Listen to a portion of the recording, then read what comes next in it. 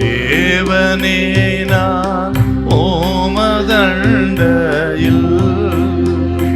இல்லோம் நெருங்கி சேர்வதே என் ஆவல் பூமியில்.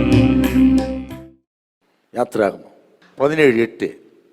அமலேக்கியர் வந்து ரெவிதீமிலே இஸ்ரவேலரோடு யுத்தம் பண்ணினார். ரெவிதீமிலே இஸ்ரவேலரோடு யுத்தம் பண்ணின பொழுது வந்தான்.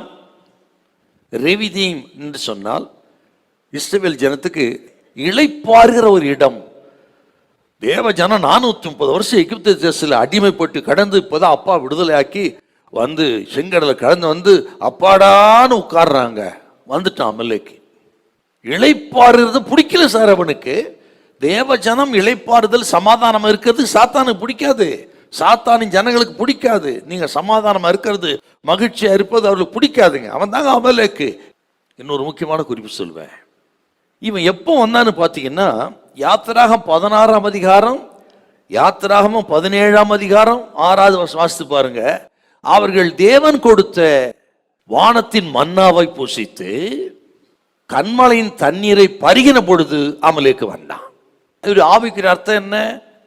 நாம் கிறிஸ்துக்குள்ளே ரட்சிக்கப்பட்டு ஞானஸ்தானம் பெற்று அவர் கொடுக்கிற இளைப்பாறுதலை சமாதானத்தை இந்த ஞான போஜனமாகி இந்த வார்த்தையை புசித்து அவருடைய தாகமாகிய பரிசுத்தாவை பெற்று இளைப்பாறு நேரத்துல சாத்தான் வருவான். அப்பதான் சொல்லுவான், ஐயோ நான் எகிப்து இருந்தப்போ நல்லா இருந்துங்க, இப்ப என்னத்தான் ஏன் தான் ரட்சிக்கப்பட்டுனே இருக்குது சொல்லுவோம். இதுவரையிலும் எனக்கு இந்த கஷ்டம் வந்ததில்லை, நஷ்டம் வந்ததில்லை, தொட்டதெல்லாம் தொலைஞ்சிச்சு. ஓஹோ ஆகோன்னு நான் ரட்சிக்க பண்ண நாளில இருந்துங்க எனக்கு ஒரே பாரம் தான், கஷ்டம்தான். ஏன் வரும்? இப்படிதான் நடக்கும்.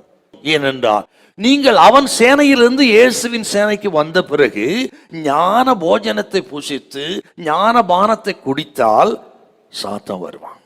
அப்படித்தான் இஸ்ரவேல் ஜனத்துக்கு வந்தான். அப்படித்தான் நமது வாழ்க்கையிலும் நம்மை எப்படியாகிலும் நஷ்டப்படுத்தலான்னு நினைப்பான். ஆனால் இந்த ரெவிதீமோடு அமலேக்கு போயிட்டான். அதன் பிறகு வரவில்லை. கர்த்தர் சொல்ற இந்த நாளோட அமலேக்கு உன்னை விட்டு போவான். கர்த்தர் முழுமையான ஒரு வெற்றியை தருவார். அமலேக்கு இனி உன் வழியாய் வரமாட்டான். துஷ்டன் இனி உன் வழியாய் வருவதில்லை, வரவிட மாட்டான். ஏனென்றால் 24 மணி நேரம் இஸ்ரவேல் ஜனத்தோடு கூட இருந்த கர்த்தர் உன்னோடு கூட இருக்கிறார். மேக ஸ்தம்பம் அக்கினி ஸ்தம்பம் அவர்களோடு இருந்தார். இன்னைக்கு பரிசுத்த ஆவியாய் ஆண்டவர் இயேசு நமக்கு ஒரு தேவ பிரசன்னம் நம்மோடு இருக்கிறார். ஒருவர் உன் வழியாய் வருவதில்லை.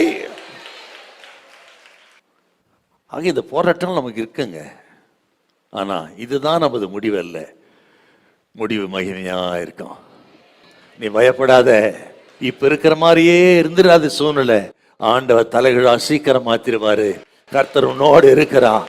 நிச்சயமாகவே முடிவு உண்டு. உன் நம்பிக்கை வீண் போகாது. ஹல்லேலூயா, ஹல்லேலூயா.